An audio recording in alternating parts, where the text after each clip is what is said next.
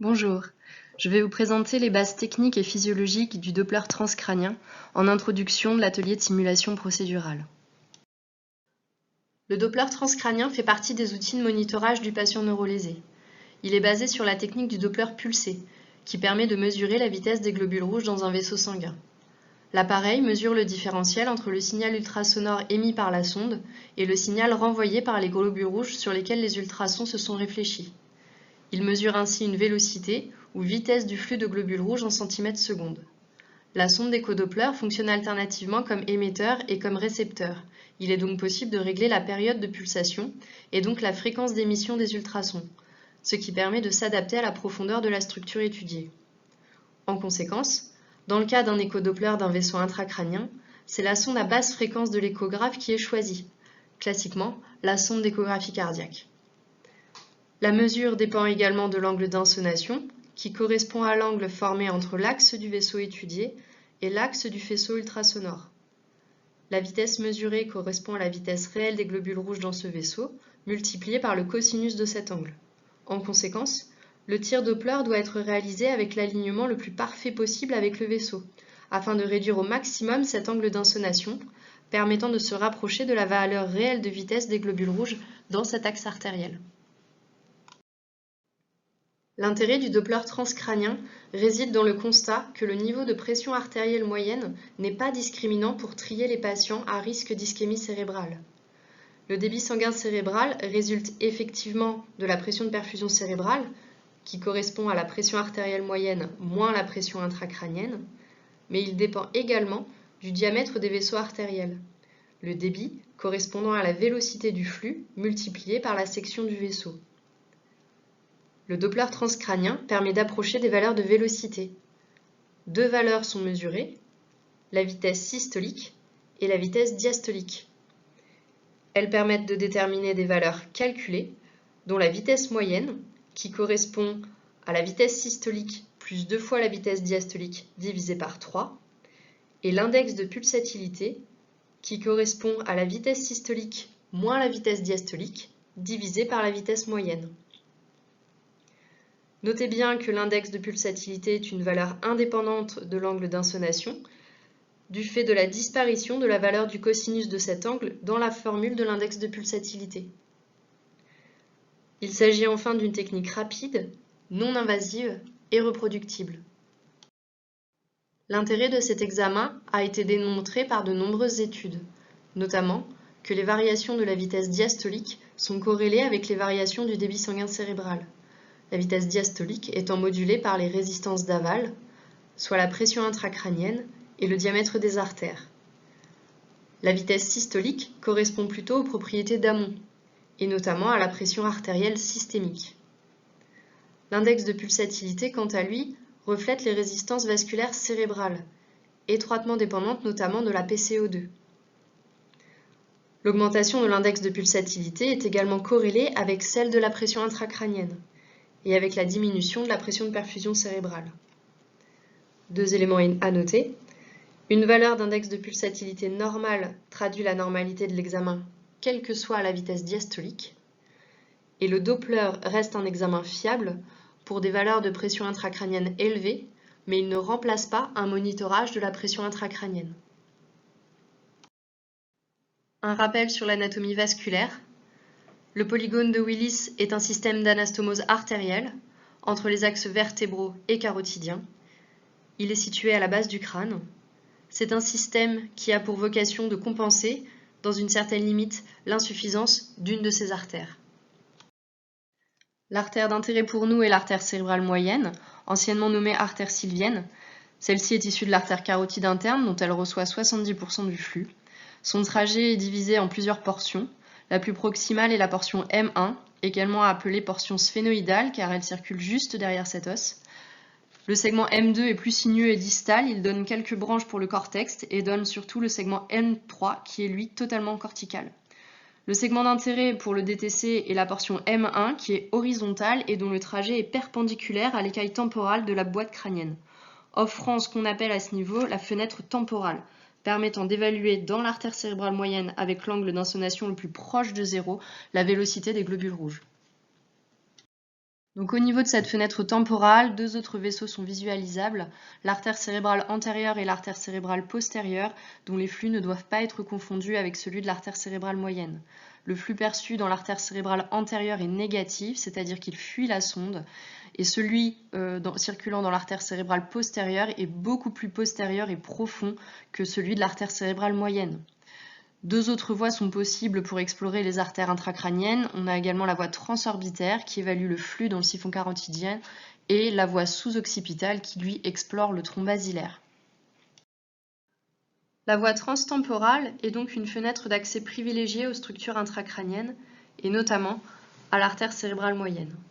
À ce niveau, cette artère est particulièrement accessible sur une grande profondeur et avec un angle le plus faible possible entre le faisceau de la sonde et l'axe de l'artère. La sonde est positionnée au niveau de la fenêtre temporale, sur une ligne située au-dessus de l'arcade zygomatique, allant du tragus en arrière au bord externe de l'orbite en avant.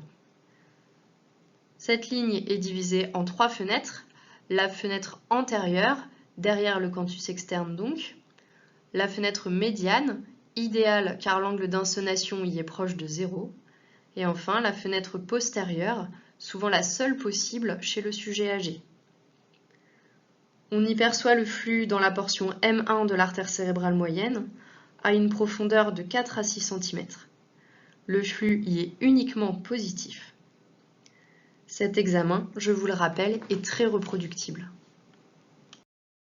Ici, deux exemples d'écho-doppler transcrânien en fenêtre de codage couleur des flux, avec à gauche un DTC réalisé chez un nouveau-né montrant le polygone de Willis dans son intégralité, et à droite un DTC réalisé dans la fenêtre temporale chez un patient adulte avec visualisation de l'écaille temporale contralatérale et des noyaux gris centraux, et au doppler couleur, visualisation de l'artère cérébrale moyenne dans sa portion M1 entre 4 et 6 cm de profondeur.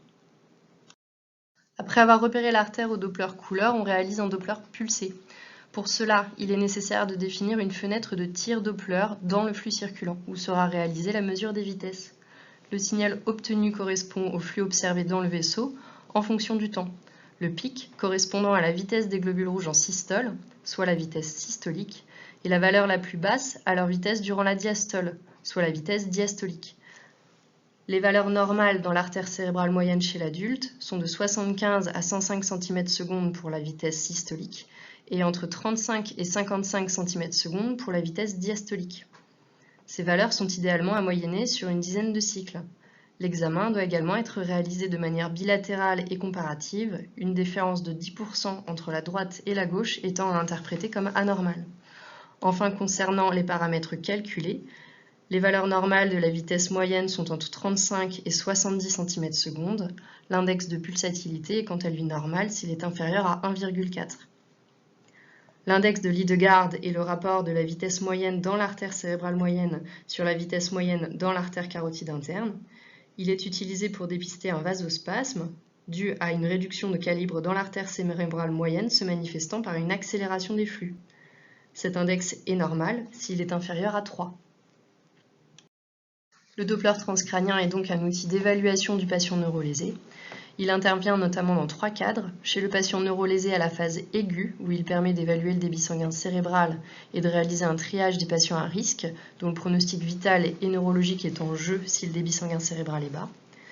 Il permet également d'objectiver un arrêt de la circulation cérébrale en visualisant un flux rétrograde lors de chaque diastole, lorsque la pression de perfusion cérébrale est abolie, notamment dans le cadre de l'hypertension intracrânienne. Enfin, le vasospasme est une complication classique des hémorragies méningées dont le risque maximal existe entre le 4e et le 12e jour post-rupture de l'anévrisme. Il est responsable d'une réduction de la section des vaisseaux et se traduit par une augmentation des vélocités et notamment de la vitesse moyenne à plus de 200 cm/s. Les valeurs retrouvées au Doppler transcrânien permettent essentiellement d'identifier une hypoperfusion d'origine cérébrale, se manifestant par des vitesses diastoliques inférieures à 20 cm/s et un index de pulsatilité supérieur à 1,4. Il permet également d'orienter sur d'autres diagnostics, comme sur une hypoperfusion d'origine systémique si les vitesses diastoliques sont basses mais l'index de pulsatilité normal, ou sur une hyperémie ou un vasospasme si les vitesses sont élevées. L'examen est donc pleinement à intégrer à la prise en charge du patient neurolésé aigu, et permet d'ajuster les décisions thérapeutiques si une hypoperfusion cérébrale est identifiée avant même la réalisation d'une imagerie. À noter que des mesures de vitesse diastolique supérieures à 20 cm/s, mais avec un index de pulsatilité supérieur à 1,4, n'excluent pas une hypoperfusion. Au contraire, il classe le patient comme à risque d'aggravation et doit conduire à une démarche thérapeutique, notamment à une optimisation des paramètres physiologiques. La vitesse étant égale au débit sur la section du vaisseau, les valeurs du Doppler transcrânien sont influencées par les paramètres physiologiques modifiant le calibre des artères cérébrales, comme notamment la PCO2, la température et la pression de perfusion cérébrale qui est dépendante de la pression artérielle moyenne et de la pression intracrânienne. Il est donc important de réaliser cet examen chez un patient dont ces paramètres sont stabilisés ou n'ont pas été modifiés récemment. Il faut également noter que cet examen a des limites et que la bradycardie, par exemple, sous-estime les vitesses diastoliques, alors que l'anémie, en augmentant les vélocités des globules rouges dans les vaisseaux sanguins, la surestime. L'hypertension artérielle ancienne est également une limite, compte tenu de la diminution de la vasoréactivité chez ces patients. Dernière remarque, le signal de l'artère cérébrale moyenne est absent chez environ 5% des patients. Ce qu'il faut retenir de cette présentation, c'est que le Doppler transcrânien est un examen de routine pour le patient neurolésé aigu dès sa prise en charge. Il permet de diagnostiquer une baisse du débit sanguin cérébral et donc les hypoperfusions cérébrales graves. Il permet la mise en place de thérapeutiques visant à rétablir le débit sanguin cérébral et le suivi de leur efficacité. Enfin, il est une aide au dépistage des patients à risque d'aggravation neurologique secondaire.